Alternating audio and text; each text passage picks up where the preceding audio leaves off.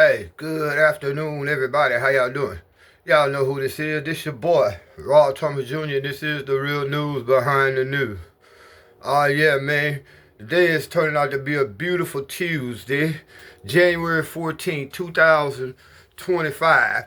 And real briefly, y'all, I want to show y'all again how world politics affect us here in America. Now, over the last 3 years, y'all, the United States has given Ukraine close upwards of $150 billion, that's with a B, for war that the United States is basically using Ukraine as a proxy to fight Russia. Now, just in the last, just say 15 months or so, the United States has given Israel over 17 billion for the genocide that they are committing against the Palestinians. Now, here in America, in the last year, you had a train derailment up in East Palestine, Ohio. You had a fire in Maui. You had a hurricane that come through North Carolina and places like that, Tennessee. And now you have a fire in Los Angeles. And you know how much the federal government is issuing the people of America who have been victims of these horrific disasters? $770 a piece. $770 a piece. Think about it. The folks in California, how the hell they gonna even get a hotel room for them and their family for a month with $770? But we can give all this money for war. Shouldn't we as Americans, man, come together, march on the nation's capital, 50 million to 100 million people strong, because there's 300 million people in America.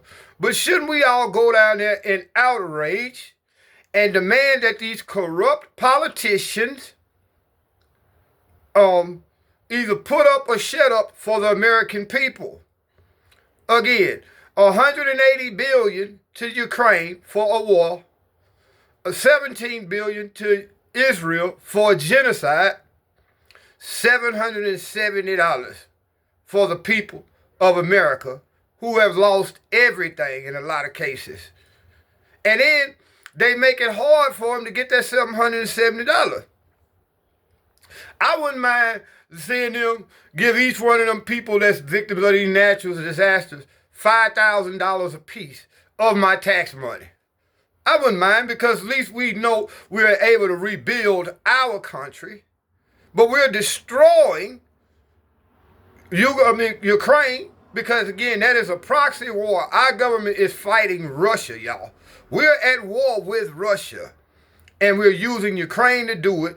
And Russia is literally flattening Ukraine. And then we're giving our tax dollars to a bunch of genocidal maniacs in Israel to ethnically cleanse the Gaza Strip and the West Bank. But here in America, people are losing everything. Barely can get food. And then when grassroots organizations try to step in and help these people of all these disasters, the federal government gets mad and steps in and stops them. Tell them that the federal government will have it. You got FEMA employees staying in $200 room, $200 a night hotel rooms, handing out biscuits and blankets to these people. And then they tell them the people have lost everything. Also getting on the insurance company. How is it that right before this here happened in Los Angeles, all these insurance companies dropped these people fire insurance? Then a couple of months later, you have one of the worst wildfires in American history, probably the worst wildfire in American history, y'all. That we're gonna talk about that fire once we get all the things all the evidence, all the facts. But we do know one thing: California got the 5th largest economy in the world. Not just the United States, but California has the 5th largest economy in the world, and they're running out of water. All that water up there in the mountains. You got one family, I forget the name of this family, in Central California that owns pistachio farms, getting almost 40% of the water in California. Corporate welfare. So y'all stay tuned, man. Share this video, and let's get angry, but not get angry. Let's make a plan to march on D.C. and demand more money for the people of America, and not to send no more money overseas. I don't give a fuck what them people got going on overseas.